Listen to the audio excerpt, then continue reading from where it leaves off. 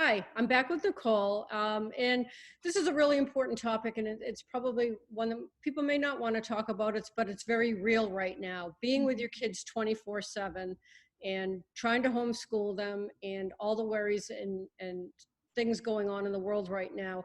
How do you deal with it? Nicole, you're right front and center in all of this. So tell us a little more. You're a homeschooler, you were a homeschooler, and then your kids went to school and then they just got back dropped off. So you've been there. So fill us in on how you Yeah, deal with it. it's not easy. There are days when it gets to me like it would get to anyone. I think it's important to be able to stop and pause. I give myself timeouts and I go to my room and I close the door. That's something I'd never done before. I'd always been one of those parents like, I don't need a break from my kids. Like, I love my kids. But sometimes you need a break. And so between that, I know I've had trouble, and I've heard from a lot of parents that I'm friends with having trouble sleeping at night or waking up in the middle of the night. The other day, 3 in the morning, I woke up, I couldn't fall back asleep. All the thoughts of the world and the homeschooling and the am I doing a good job crept up, and I just couldn't sleep and laid there until about 5 when I realized I need to get out of bed.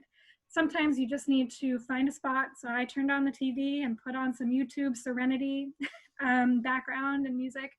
And I just sat on a yoga mat and I breathed and I closed my eyes and I thought all the calming things and all the things that I am doing well at, and that, as long as I'm making decisions through love, I'm doing the right thing.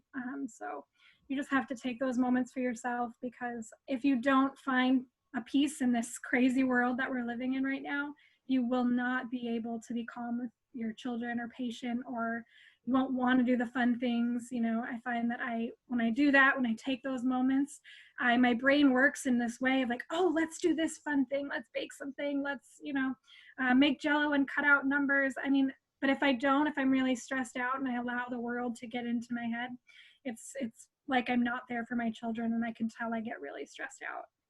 Yeah, self-care is very important now, and it's such a topic that's like, how can I have self-care when the kids are always here and all that time? And if you're alone or your other spouse might be working or something, it's hard to juggle the kids and Yeah. find that time to, get yourself and keep yourself sane and not lose it.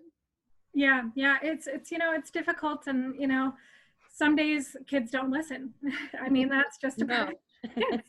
They just don't listen, and so you have to really be able to keep yourself calm, because I was mentioning in my other video that my son gets angry sometimes, and I found that he would get angry when I got angry at him. So if I would raise my voice with him, or I would really get like, if I would make a face and I didn't even know it, he would do this, and he would just start getting really mad. And I was like, why is he doing that? Yeah. Because that was the behavior I was showing him. That's okay to do when you're mad, and so he was doing it to me. Yeah. That's um, those little so things you don't think about. And yeah. yeah, it's really crazy how much they pick up on that. And so if you can just try to, if you're really mad and they're not listening, walk away, let them do whatever they're doing as long as it's safe, that you don't want them to do, or walk away, let yourself calm down. And when you come back, chances are they know you're still mad, and they'll probably stop because they just know, "Ooh, I've made mom really mad." Yeah. Well, one of these times you'll have to bring your kids in because they're awfully adorable. Yeah, right now they've had a lot of time out here doing some work today, so I'm letting them watch Madagascar, because why not?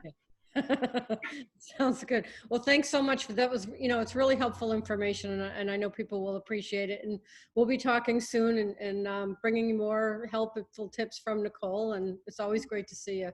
Yeah, thank you so much. Thank you.